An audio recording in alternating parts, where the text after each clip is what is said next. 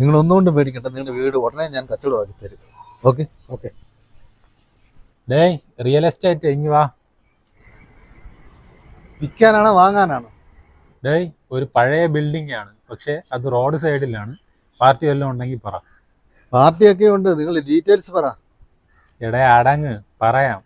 ഇപ്പം അതിനകത്ത് ആളില്ലാത്തതുകൊണ്ട് കുറച്ച് ദിവസം കൊണ്ട് പൂട്ടിയിട്ടേക്കാണ്. പക്ഷെ ചെറിയൊരു പ്രശ്നമുണ്ട്. എന്തോ പ്രശ്നം? കുറേ ആൾക്കാരുടെ കണ്ണീരൊക്കെ വീണ് ശാപം കിട്ടി പോയി കെട്ടിടമാണ്. വാങ്ങിക്കണവരൊരു പരിഹാരക്രിയയൊക്കെ ചെയ്യേണ്ടി വരും. പരിഹാരക്രിയയൊക്കെ നമുക്ക് ഓൺലൈൻ വഴി ചെയ്യാം. ആദ്യം കെട്ടിടം ഏതാന്ന് പറ. കെട്ടിടം നമ്മളെ സെക്രട്ടറിയേറ്റ്. പോടാ ഇമ്മ കളിയാക്കാം. അവൻ പറഞ്ഞതിലും കാര്യമുണ്ടപ്പി. വർഷം അവസാനം ആയതുകൊണ്ട് സ്റ്റാഫുകളെല്ലാം അവധിയിൽ. മന്ത്രിമാരാണെങ്കിൽ നവകേരള ടൂറിൽ.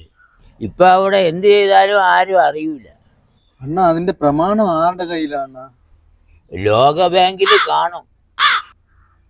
അപ്പൊ അതും പണയം വെച്ച കടങ്കേറി വലഞ്ഞു ഞാൻ, പലിശ കൊടുത്ത് തൊലഞ്ഞു ഞാൻ, ഇവളൊറ്റ പെണ്ണാളേ.